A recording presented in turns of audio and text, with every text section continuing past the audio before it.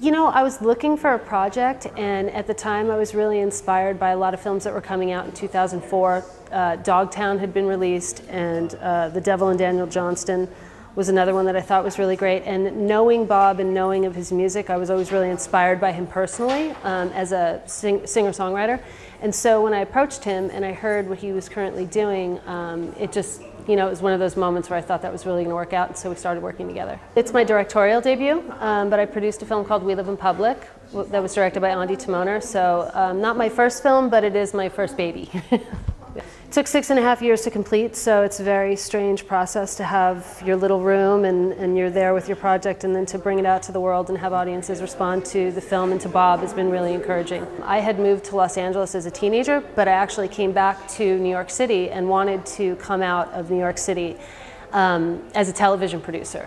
And so I had aspirations to do that, and I ended up getting a job at Saturday Night Live, and I worked under Jim Signorelli, who was the film unit director.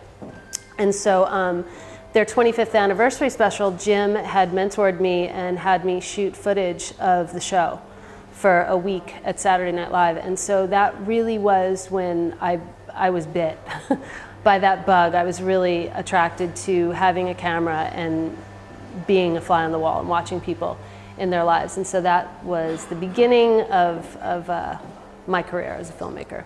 You know, I went back to Los Angeles and I started collecting gear. I stayed in television production, and I bought a camera when I could, I bought lights when I could, I bought editing gear when I could. I just collected stuff whenever I could get a deal from some of my producers in television. And so once I had a little kit together, I had some people show me how to hook it up, and I found Bob, and that was it. You know, I set out to make my first film.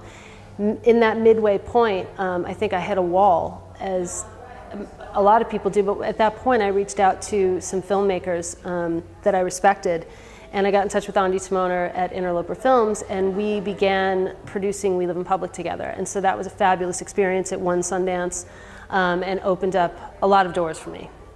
And ultimately was what made me be able to finish Bob and the Monster. When somebody had asked me early on in the process, she's a filmmaker, like mentor, she said, "How do you want your audience to feel when they walk out?"